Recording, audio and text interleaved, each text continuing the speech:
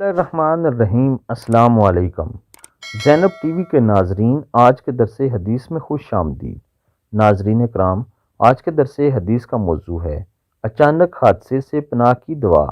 سیدنا عثمان بن عفان رضی اللہ تعالی عنہ بیان کرتے ہیں کہ میں نے رسول اللہ صلی اللہ علیہ وآلہ وسلم کو فرماتے ہوئے سنا، جس نے شام کو 3 بار یہ دعا پڑھ لی اسے صبح تک، اور جس نے صبح کو یہ دعا پڑھ لی اسے شام تک، کسی اچانک مصیبت کا سامنا نہیں ہوگا۔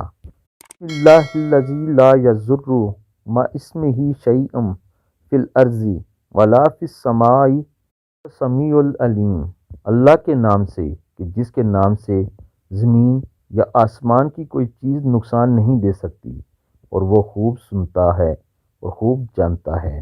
ناظرین کرام، آپ سب دوستوں نے اس دعا کو زبانی یاد کر لینا ہے اور صبح اور شام میں 3 دفعہ ضرور پڑھ لینا ہے۔ اللہ تعالیٰ سے دعا ہے، اللہ تعالیٰ آپ سب کو اچانک حادثات سے محفوظ رکھے، آمین ثم آمین۔